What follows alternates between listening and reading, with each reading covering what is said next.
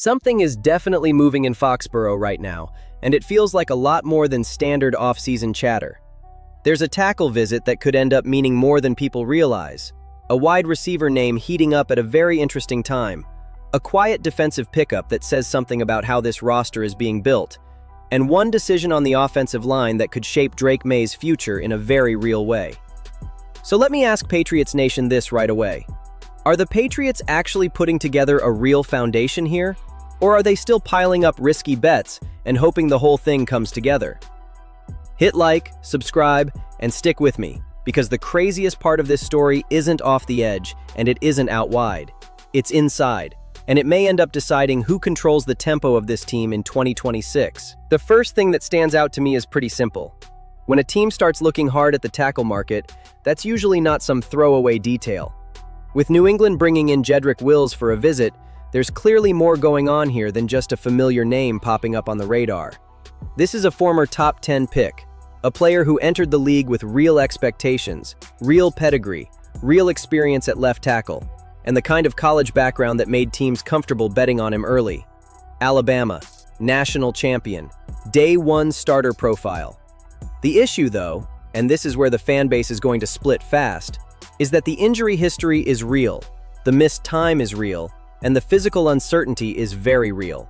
So this is not only about talent, it's about whether the Patriots believe there is still a reliable NFL player in there. That matters because this team can't afford to treat offensive line depth like some small side conversation. Will Campbell is expected to remain at left tackle. That part seems fairly straightforward. Behind him though, things get shaky fast. Vidarian Lowe and Thayer Munford are both unrestricted free agents, and if Lowe ends up getting a strong deal somewhere else after showing he could steady things when Campbell missed time, then this stops feeling like a casual off-season look and starts feeling like a real need. That's the part people can miss. A move that looks like just a visit right now can become a legitimate necessity pretty quickly if the depth starts disappearing. There's also the Mike Vrabel connection, and that matters. When somebody in the building has already been around a player, the evaluation naturally becomes more detailed. It's not only about medical reports and tape anymore. It turns into a conversation about habits, toughness, football character, how a player responds to adversity, how he works, how he fits into a locker room. That kind of background has value. It doesn't guarantee anything, and it definitely doesn't wipe away the injury concerns, but it does make the interest feel more informed. This isn't some blind swing, and this is exactly the sort of move that's going to divide Patriots Nation. One group is going to say, finally, they're bringing in real competition and real tackle experience. The other side is going to say, wait a second, we're talking about a player who sat out the 2025 season while recovering from knee issues. Both reactions make sense. If Wills is healthy, this could turn into one of those smart, low-profile additions that matters in October and November. If the health doesn't come back all the way, then the Patriots spent valuable off-season attention on a name instead of an answer. That's what makes it interesting to me. This isn't only about one tackle. It gives you a clue about how serious the Patriots are about creating competition across the roster. Less comfort, less entitlement, more pressure to earn jobs. While that fight is taking shape up front, there's another storyline developing that may say even more about what this offense wants to become. The wide receiver conversation in New England is not just about replacing Stephon Diggs. It's about deciding what kind of passing game they want around Drake May. That's why the Alec Pierce talk stands out. There's buzz that New England is ready to make a serious push, and when that kind of noise starts building right after Diggs is informed that he'll be released at the start of the new league year, it doesn't feel random. It feels connected. It feels deliberate. And the part I don't think enough people are really locking in on is this. Maybe the Patriots aren't simply looking for another receiver. Maybe they're looking for a very specific kind of receiver. Pierce makes a lot of sense if the goal is to add vertical pressure to the offense. He's coming off a 1,000-yard season. He averaged over 21 yards per catch, and he led the league in yards per reception. That is not a bunch of padded underneath production. That is the kind of output that forces defenses to respect the deep ball over and over again. That changes things. It changes how safeties line up. It changes what corners feel comfortable jumping. It opens space for the tight ends, the intermediate game, the backfield, and the play-action ideas this team is going to need if it wants May playing in cleaner conditions. A real vertical threat doesn't just create splash plays. It can change the spacing of the entire offense. The timing matters too. Diggs was a major name and a productive player, but Pierce would represent something very different. Younger legs, a longer runway, and a timeline that actually fits the quarterback. He's 25. Diggs is 32. If New England is trying to build something that doesn't peak too early, that matters. You're not just paying for a resume. You're betting on prime years. You're trying to match the receiver room to May's development arc instead of chasing one more season from an older player. That's a completely different team-building approach. It also helps that the cap picture shifts once Diggs is on his way out. That gives the Patriots more flexibility, and if they truly see Pierce as their chunk play guy, then the financial side of it starts to line up more clearly. Still, none of that means the deal is done. Nothing is locked in. Wide receiver is a competitive market. Things move fast, and hesitation can get expensive in a hurry. So if New England really wants him, the conviction is going to have to match the interest. Once again, this is where the fan base is going to split. Some people will look at Pierce and say that's exactly what Drake May needs, a younger field stretcher who can swing a game with 2 catches. Others are going to question whether he's truly a number 1 or more of a dangerous complementary piece. That's a fair debate, it really is. But I'll put it this way.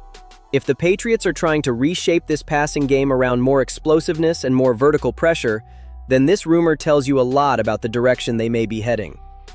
While most of the attention goes to the flashy stuff, the receiver room, the offense, the cap room, the names that make for bigger thumbnails, the Patriots also made a move that didn't get nearly that level of attention.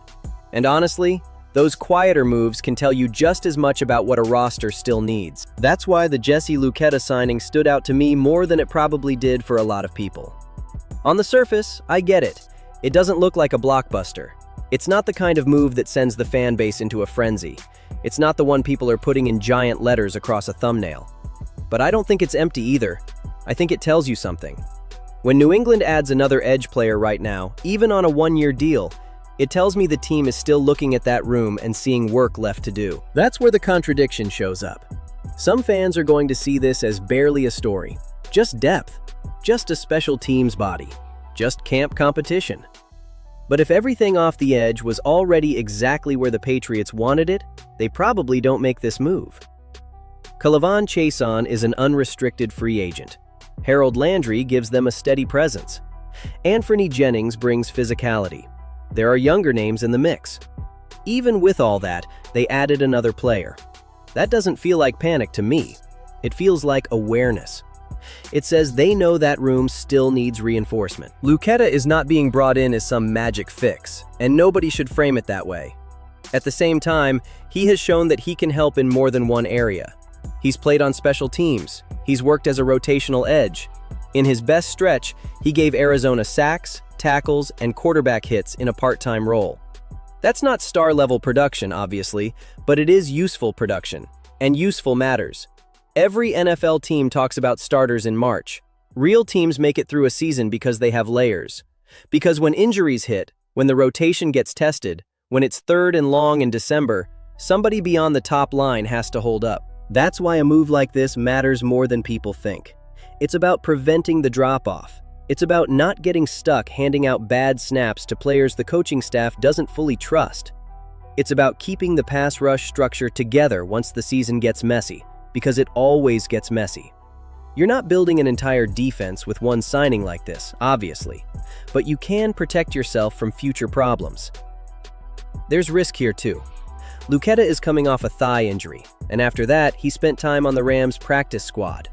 So yes, this is still a gamble. But on a 1-year deal, it's the type of gamble teams make when they want flexibility without taking on a heavy commitment.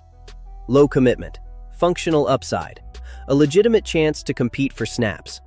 That makes sense to me. The more I step back and look at all of this together, the more a pattern starts to come into focus. The Patriots are not just chasing star power. They're trying to tighten up the structure of the roster. They're trying to clean up weak spots. They're trying to make the team harder to crack when things get chaotic. And that leads to the most fascinating part of this whole offseason. If there is one decision that can quietly shift the entire board for New England, it's what happens on the inside of the offensive line. This might sound technical, but it's not some tiny coaching room conversation that only matters on a whiteboard. It directly affects Drake May. It affects pocket integrity. It affects communication. It affects the run game. It affects how this offense handles pressure looks, movement up front, and those ugly moments when defenses start throwing chaos right in your face.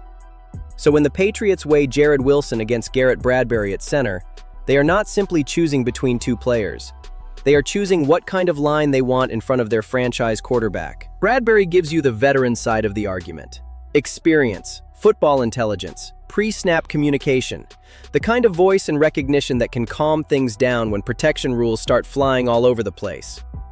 Wilson gives you something different. He's younger, he's cheaper, and maybe most important of all, center is his natural position. That matters. He was used at left guard, and that season there didn't exactly end the debate. So the real question becomes this: was that because Wilson just isn't the answer? Or because he was being asked to live at a spot that doesn't bring out his best traits? That's a huge distinction. Style matters here too. Mike Vrabel and Josh McDaniels have both shown they value physical football. Stronger interior play, cleaner run fits, less softness in the middle. Mike Onwenu gives you real power at guard. Wilson has a different type of body and a different profile. So when people talk about balance on the line, this is what they're getting at. Maybe the best version of this group is not Wilson staying at guard. Maybe it's moving him to center, where he's more comfortable, and then adding a bigger, more established veteran at guard to settle down the left side next to Campbell. That's where this gets really interesting. The pairing on the left side matters.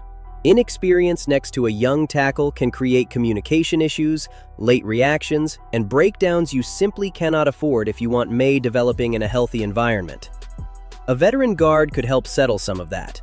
It could help with line calls, chemistry, and the smaller details that make a protection unit feel connected rather than patched together.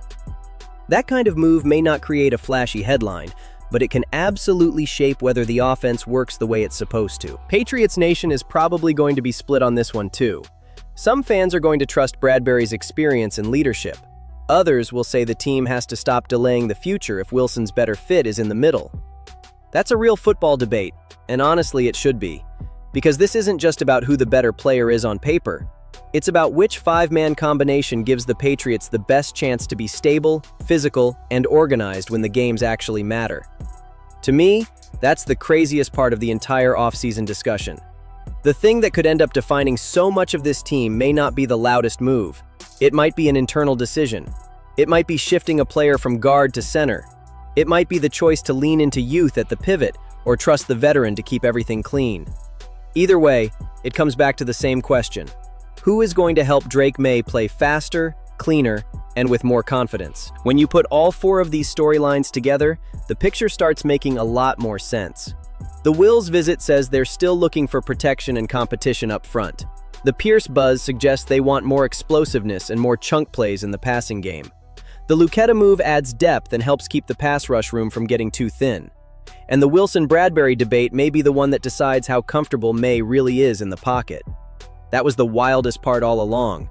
Not the loudest rumor, not the splashiest name, the internal decision that could shape everything else. So now I want to hear from Patriots Nation. If it were your call, would you trust the veteran at center, or would you move Wilson to his natural spot and build from there? Drop your take in the comments, subscribe if you're riding with me through this offseason, and let's talk about it.